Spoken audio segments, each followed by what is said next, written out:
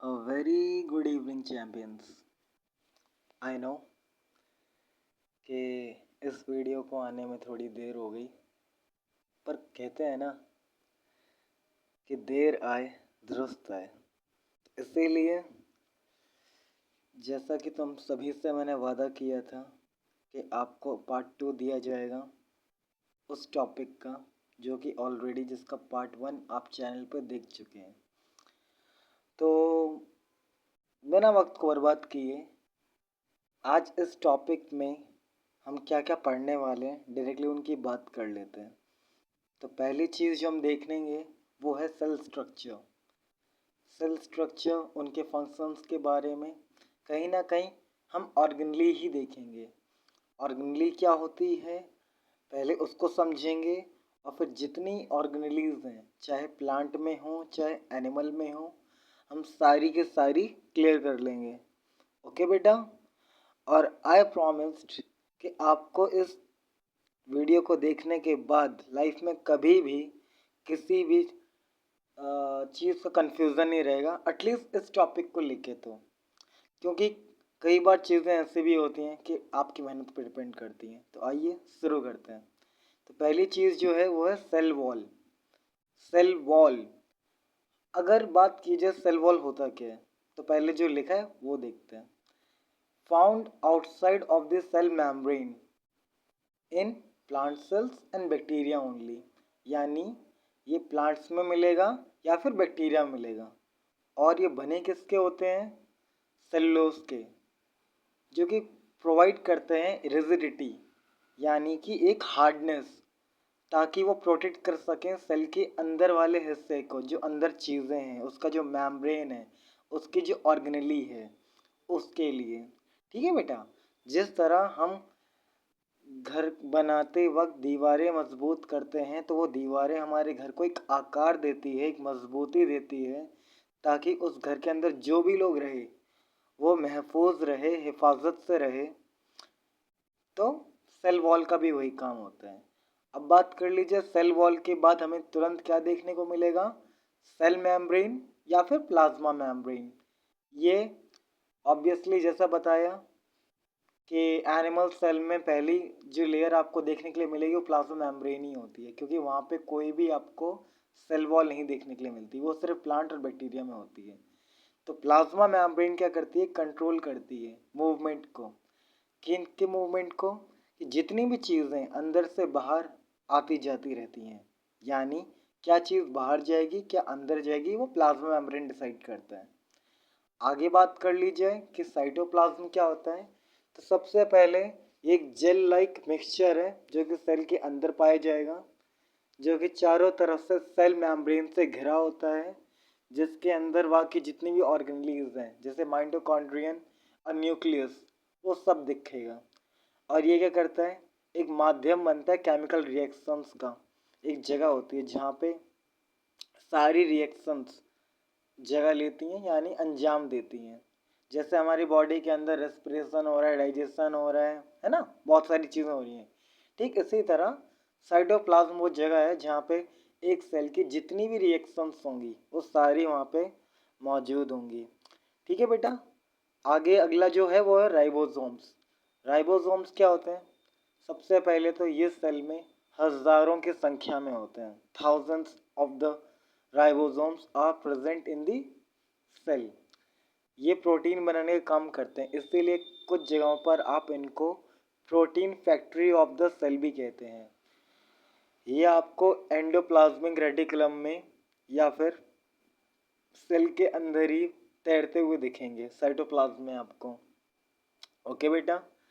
और प्रोटीन जैसा कि आप जानते हैं कि बहुत इम्पॉर्टेंट होता है ग्रोथ के लिए हर एक लिविंग सेल के, चाहे वो पूरा एक ऑर्गेनिज्म इंसान ही क्यों ना हो, उसकी ग्रोथ के लिए इम्पॉर्टेंट होता है।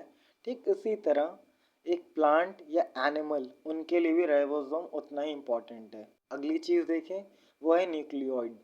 न्यूक्लियोइड सबसे पहले देखें बेटा तो प्रोकैरियोटिक में पाया जाता है। ये कहाँ मिलेगा आपको? जो साइटोप्लाज्म है वहीं पर एक क्रोमोसोमल डीएनए पाया जाता है। ओके, जो कि सिंगुलर और सर्कुलर क्रोमोसोम होगा। और इन सर्कल्स में ही जो डीएनए होगा उसको हम क्या कहेंगे, प्लाज्मिड्स, जो कि लोकेटेड होगा साइटोप्लाज्म में। ठीक है बेटा। अब जितने भी ऑर्गेनेलीज हैं जो रह गई हैं उनको डिटेल में देखते हैं एक एक करके, लेकिन उससे पहले कि ऑर्गेनेलीज होती क्या है और साथ ही साथ वो कितनी ऑर्गेनेलीज हैं एक्चुअल में, कि दोबारा हमें उनको जानने या पढ़ने का मेहनत ना करनी पड़े, तो आइए पहले ऑर्गेनेलीज को समझ लें होती क्या है। ऑर्गेनेली, तो अगर इसकी डेफिनेशन में बात करूं तो एक कॉम्प्लेक्स स्ट्रक्चर है सेल के अंदर, और जिसके अंदर you know thousands of atom होते हैं कॉम्प्लेक्स मॉलिक्यूल के, जो कि ऑर्गेनाइज किए जाते हैं इसीलिए ताकि कुछ एक डिफरेंट जॉब्स दे सकें। फॉर एग्जांपल, अगर मेरी बॉडी में हाथ है तो हाथ का एक अलग काम है, अगर स्टमक है तो स्टमक का अलग वर्क है ना। तो हर ऑर्गन का अलग अलग वर्क है। और ये आपके सामने आ गई एक लिस्ट कि जिसमें न्यूक्लियस, राइबोसोम्स, फिर गोल्गी एपरेटस, इसके साथ साथ साइटोस्केल्टन, स्मूथ एंडोप्लाज्मिक रेटिकुलम, ये सब आपको देखने के लिए मिलेंगे। तो सबसे पहले शुरू करते हैं न्यूक्लियस से। Nucleus control center of the cell, direct cell's activity, contain the genetic material and last separate cytoplasm from the nuclear membrane। क्या काम करता है? ये ब्रेन है पूरे सेल का, यानी पूरे सेल में जितनी एक्टिविटी है वो कंट्रोल करता है और जेनेटिक मटेरियल को कंटेन करता है। अगला न्यूक्लियर मेम्ब्रेन, ये क्या करती है? ये न्यूक्लियस के चारों तरफ होती है जो कि डीएनए को साइटोप्लाज्म से अलग रखने का काम आती है। ये दो लेयर होती हैं एक्चुअली, और कहीं ना कहीं कुछ ओपनिंग्स होंगी, कुछ पोर्स होंगे जो कि अलाउ करेंगे क्या चीज़ न्यूक्लियस के अंदर आ सकती है और क्या चीज़ न्यूक्लियस के बाहर जा सकती है। ये कैसी है? सेमी पेरिएबल है, कि सबको परमिट नहीं करती, सबको अलाउ नहीं करती है। ओके बेटा। अब फिर बात कीजिए क्रोमैटिन की। क्रोमैटिन एक और ऑर्गेनेली है जो कि न्यूक्लियस में पाई जाती है। जेनेटिक मटेरियल इसका जो है डीएनए जिसको हम कहते हैं वो नॉन डिवाइडिंग होता है क्योंकि इसको डिवाइड नहीं कर सकते। ये अनकॉइल्ड होती है, यानी ये सीधी सीधी होती है, उलझी नहीं होंगी। और ये जो ट्रेट या कैरेक्टरिस्टिक्स होता है किसी भी ऑर्गेनिज्म का, उसको ये कंटेन करके रखती है, यानी उसके अंदर होता है बेसिकली। ओके। अगला क्या है बेटा? न्यूक्लियस। न्यूक्लियस के पास जो भी आप एक गहरे रंग का धब्बा देखते हो उसको ही न्यूक्लियस कहते हैं, जहाँ पे राइबोसोम्स प्रोटीन बनाने का काम करते हैं।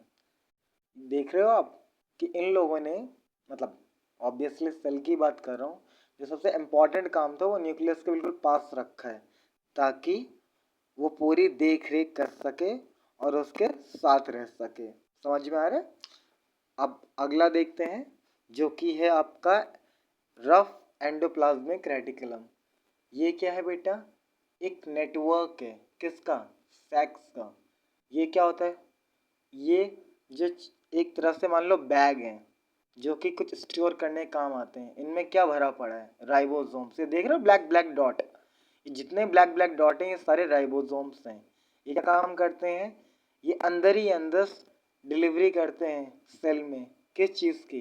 भाई प्रोटीन बनेगा, प्रोसेस होगा तो ट्रांसपोर्ट भी तो करना पड़ेगा, है कि नहीं? और आखिरी में इसको कौन घेर के रखता है? इसको घेरने का काम होता है एक न्यूक्लियर एनवेलप का। इतनी बात समझ में आ गई?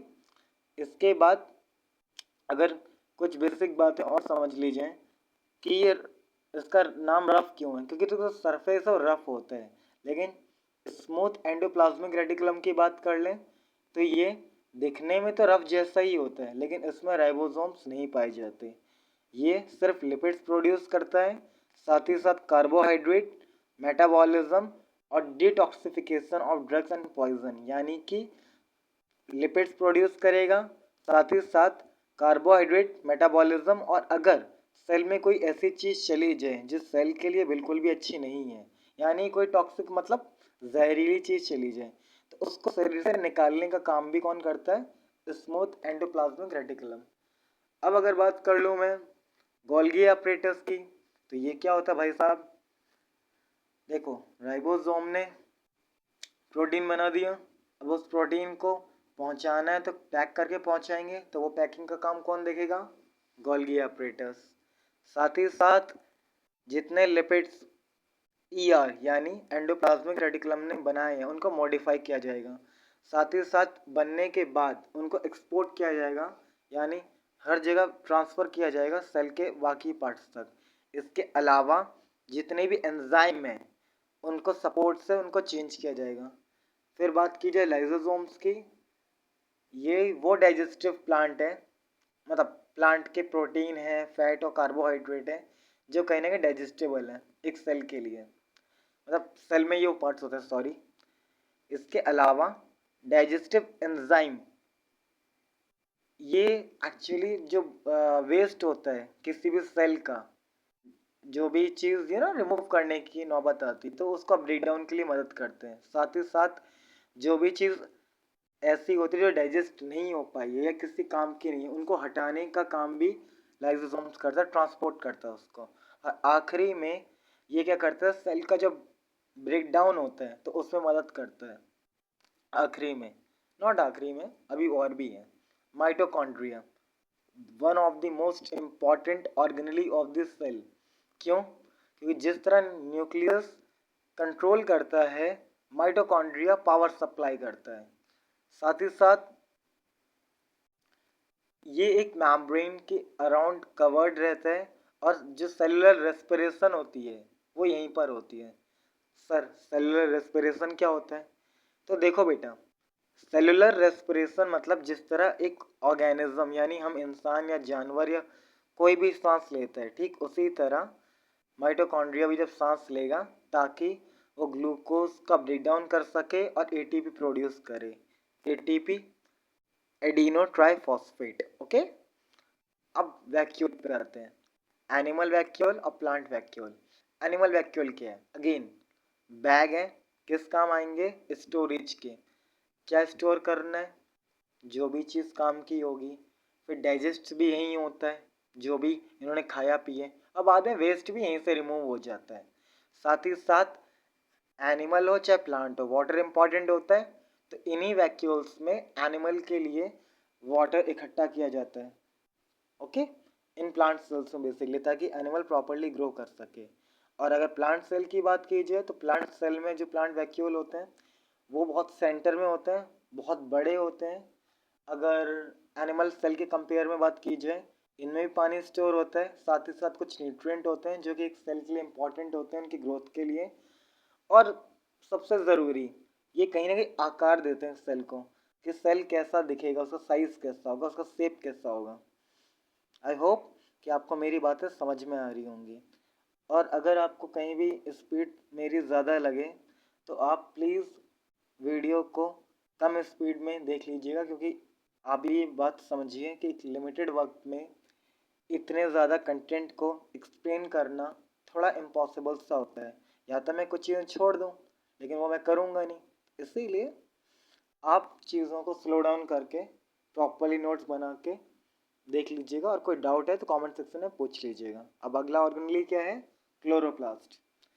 हम सब ये तो जानते हैं कि लीव्स को कहते हैं किचन ऑफ द प्लांट, क्योंकि वहाँ फोटोसिंथेसिस होती है। बट लीव्स क्यों? क्योंकि सर वहाँ क्लोरोफिल होता है। लेकिन क्लोरोफिल क्या लीफ में होता है? नहीं, लीफ के अंदर जो एक ऑर्गेनेली होती है जिसको कहते हैं क्लोरोप्लास्ट, उसमें जो पैकेट्स होते हैं ग्रीन पिगमेंट के जिनको क्लोरोफिल कहते हैं, वहाँ पे फोटोसिंथेसिस होती है, समझे? और फोटोसिंथेसिस क्यों होती है? ताकि प्लांट खाना बना सकें। प्लांट क्या खाते हैं? एक तरह की शुगर। क्या ये हमारी वाली शुगर है?